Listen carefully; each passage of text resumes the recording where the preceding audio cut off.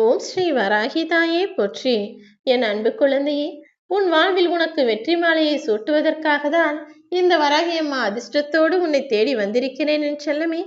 நீ நினைச்ச காரியங்களிலெல்லாம் உனக்கு வெற்றியை கொடுத்து உன் விருப்பத்தை எல்லாம் நிறைவேற்றி வெற்றியை உனக்கு கிரீடமாகவும் மலர் மாலையாகவும் அனுபவிக்கத்தான் வெற்றி மாலையோடு நான் உன்னை தேடி வந்திருக்கேன்.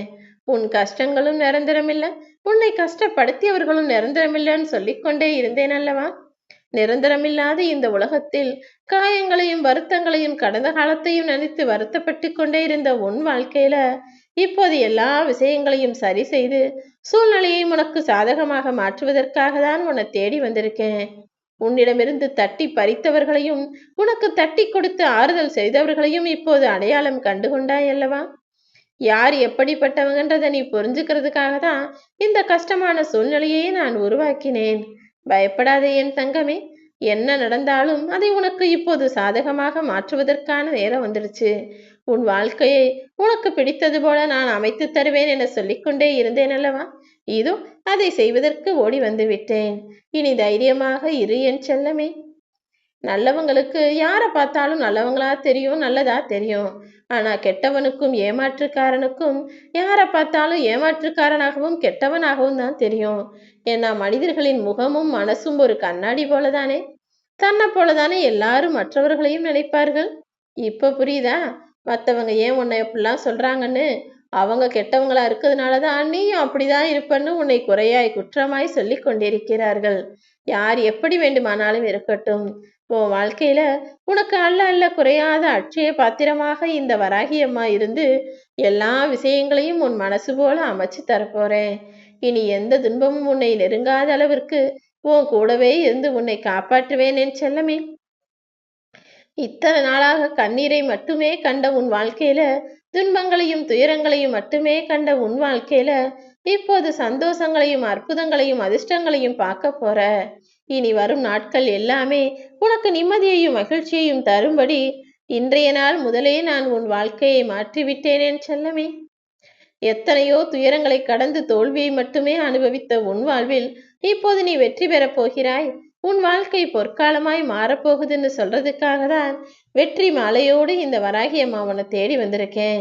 நீ வாழக்கூடாது நினைச்ச மனிதர்கள் கண் முன்னாலேயே உன்னை ஜொலி ஜொலிப்பாய் வாழ வைக்கப் போகிறேன் என் செல்லமே. இத்தனை நாட்களாக யார் எப்படிப்பட்டவர்கள் என்பதும் புரியாமல் வாழ்க்கையின் தத்துவமும் சுற்றமும் புரியாமல் கஷ்டப்பட்டு வாழ்ந்து கொண்டிருந்த நீ இப்போது எல்லா விஷயங்களையும் புரிந்து கொள்வதற்கான நேரம் வந்துருச்சு. ஒரு சிலர் உன்னை விட்டு ஒரு அடி தூரம் போனாங்கன்னா நீ அவங்கள விட்டு 10 அடி தூரமா போக தயாராக இரு.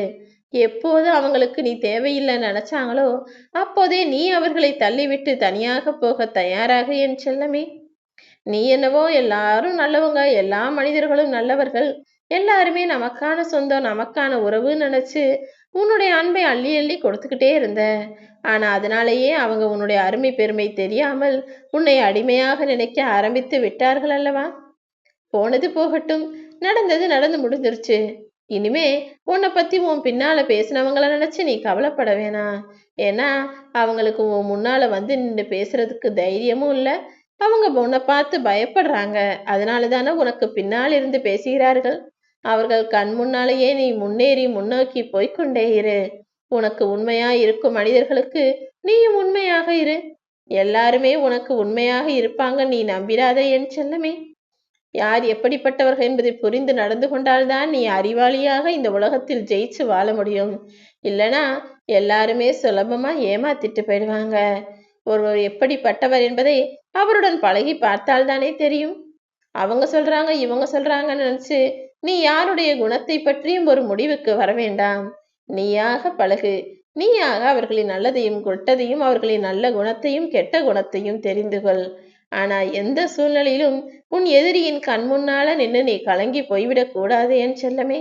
ஏன்னா உன்னுடைய எதிரி என்பவனே எப்போது நீ வீழ்ந்து போவாய், எப்போது அவன் கண்ணு முன்னால நீ கலங்கி நிற்ப, எப்போது நீ தோத்து போவ, எப்போது உன் முன்னால நின்று அவன் ஜெயிக்கலாம் சந்தோஷப்படலாம் தானே காத்துக்கிட்டு இருக்கான்.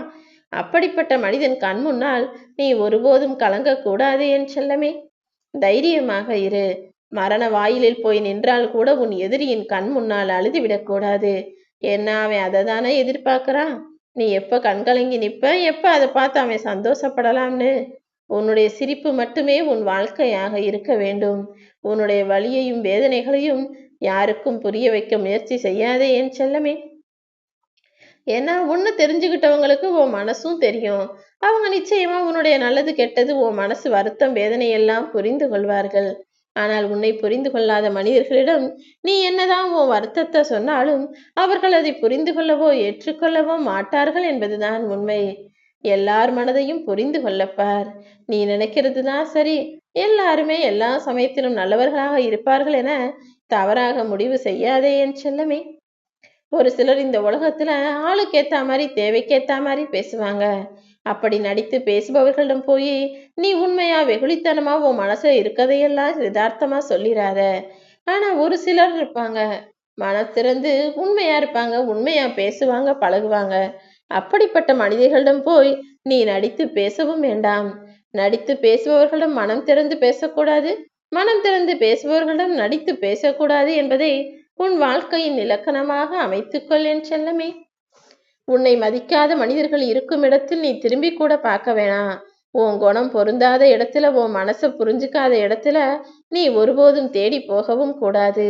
விரும்பாத வீட்டிற்கு விருந்தினராக கூட நீ செல்லக்கூடாது என் செல்லமே.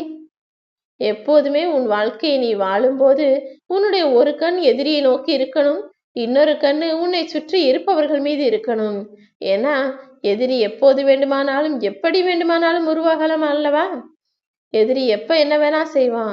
ஆனா துரோகி உன் கூடவே இருந்து திடீர்னு துரோகியா மாறிடுவான். அதனாலதான் உன் பக்கத்துல இருக்கவங்களையும் கவனிச்சுக்கோ, உனக்கு எதிரில இருக்க எதிரிகளையும் கவனிச்சுக்கோன்னு சொல்றேன்.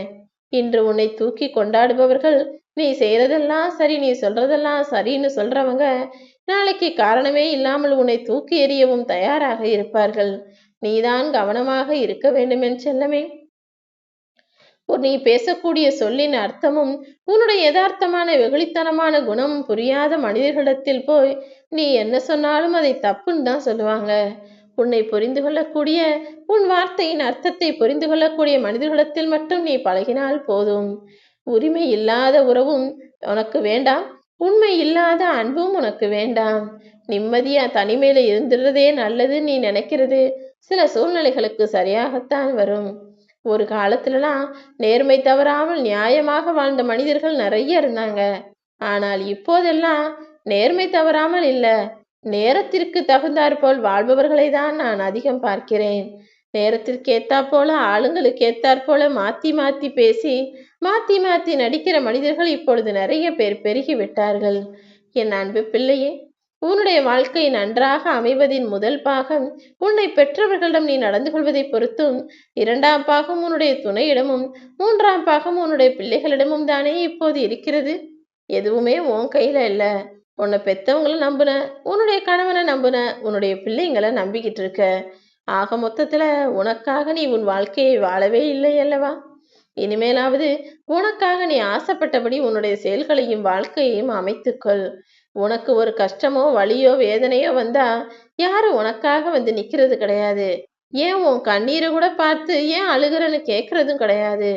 ஆனா நீ ஒரு சின்ன தப்பு செஞ்சா மட்டும் உன்னை தப்பு சொல்லவும், குறை சொல்லவும், குற்றம் சுமத்தவும் எல்லா மனிதர்களும் ஓடி வந்து விடுகிறார்கள் தானே.